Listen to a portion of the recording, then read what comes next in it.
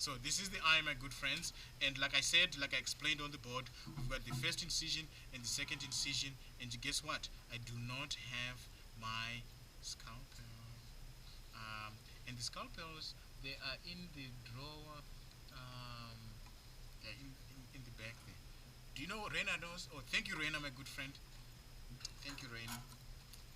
She's gonna get the scalpels, um, and I'm just.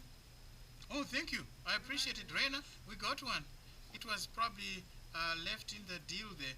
I'm sort of removing this fat. You can see the yellowish stuff. Please make sure you do not cut the muscle. You know, don't do that because that. You know, no good. Okay, good. I chose this eye because it's got less to take out of, to take off. Most of the time, you can use your hands to remove these fatty deals. Okay. Thank you, Reina, and whoever handed me this deal. I appreciate it so much. Anitra. I just remembered your last name.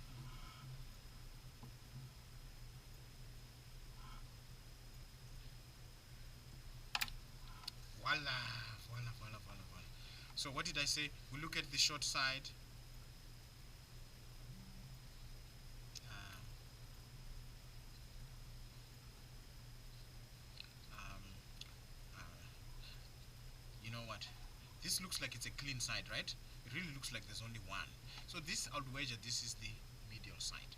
This here, that looks a little busy, and unfortunately, you could see the remnants of the inferior oblique were cut off. You could see that. It's not just me, right? So this will definitely be the lateral rectus. And what's up, what was cut off here would be the inferior oblique going towards the inferior side. So this would definitely be the inferior rectus. Okay? So this is the inferior side. If this is the inferior side, then the other long side has to be the superior side. And voila, what do we have, my excellent friends?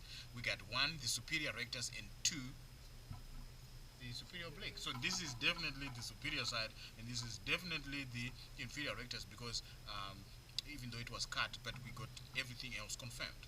Okay, medial rectus, lateral rectus, and then the inferior oblique, which is cut off, and then the inferior rectus, superior rectus, superior oblique, and then retractable B. Human eyes do not have the retractable B. Okay, you understand me? Because they don't graze like these guys do. Boom. Now, voila, voila, voila, voila. Okay, this is the second incision area. The first incision area is going to be on the cornea. And I told you, you cut from the long side to the other long side. Okay? Never cut from here to there. Don't do that. Okay? Only cut in the center from one long side to the other long side. So and place your little fingers on the lateral and medial side, and you're cutting from the superior to the inferior, so your fingers are not in the way. You know what I'm saying? Yes. You see how hard the cornea is? Oh, I gained access. That's all I need for this thing, and I leave it well alone. Then I finish off my deal. I may have to put my sharp end in because I don't wanna ruin everything because there's not a lot of space in there. Okay.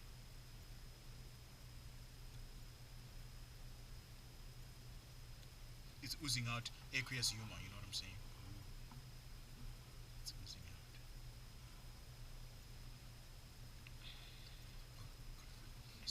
I squeezed it. Now I can do this. Do you see how sparingly I used my scalpel? You cannot cut this with a scalpel, guys, otherwise you'll be cutting some of your fingers, Yeah. Just be straight with you guys. Because I like you guys. I'm always straight with everybody because I like everybody. Okay, in case you get ideas, oh, he's only me. Because you never know. Do this thing. You see what I'm saying? There you go. Excellent, my excellent friends. Cornea. Okay, in the exam, I'll label this. If I put a label, you see how thick it is and it's so tough. Of course, iris. You see the brown part? So this sheep and brown eyes. Okay. And then this is the pupil. Okay. So the iris dilates and constricts to increase the size of the pupil or to decrease it when it constricts. Okay, and there's the cornea. Okay, and then the sclera starts here. Okay, so we're done with that, and you can see the lens behind there. My eye was damaged, so my aqueous humor and everything was all messed up. My vitreous humor on the inside was also messed up, but that's okay, guys. Stuff like that happens. Okay, so do you see what I'm doing now? I'm putting all my little deals up in the front, okay, so I don't cut through these. Okay, then I take my little scalpel once more, and then I hold the other sides like that, and then I find my entrance right here. You see, this is the area between. Oh, so this is the area between the retractor bulbi and the thing at the back, and then I go ahead and I could put my sharp end in there a little bit because then I cut. You will never be able to cut the retractor bulbi and the cornea together. You'll be there all day, okay, all period. So make sure you cut in front of it. You might zigzag it a little bit, so don't worry about it, okay? Stuff like that does happen.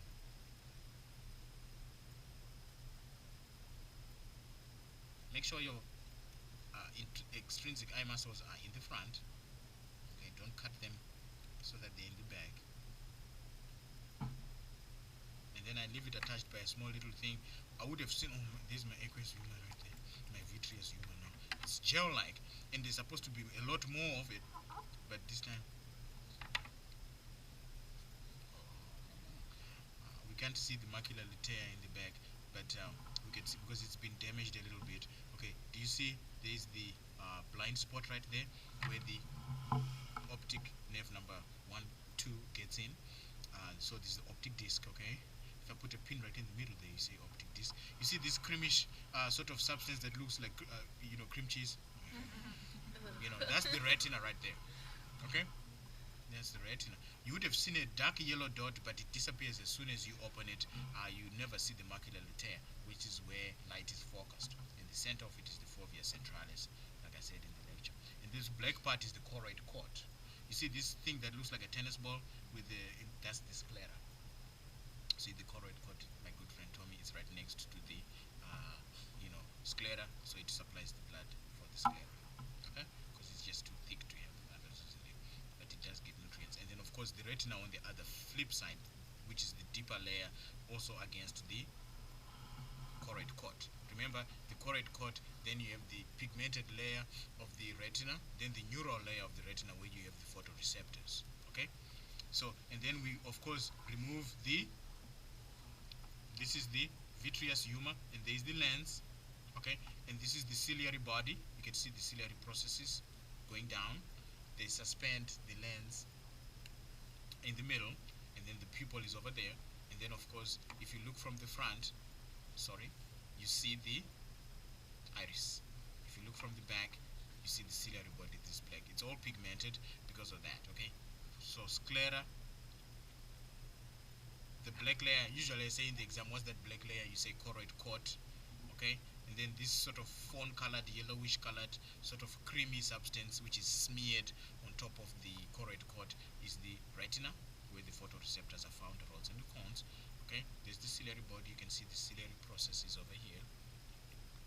Okay, sclera right there, and then you go to the front, and then you see the cornea over here, and then the iris over here, the pupil. Okay, so this is it right there, and then again there's our lateral rectus. So I hold it like that, lateral rectus. Okay, and then this cut off inferior oblique, and then this is the inferior rectus, and then on the top we've got the superior rectus over here, and then the superior oblique. So that's indeed is the superior side, and this is the medial rectus. Then this the retractor bulbi, and you can see the optic nerve right there. Okay, and then inside you have the optic disc right there, the retina which is yellowish, the black cord which is the choroid cord, and the sclera which is this tough sort of tennis ball like. Okay, thank you so much my good friends. We are done, and then you can switch off my good friends.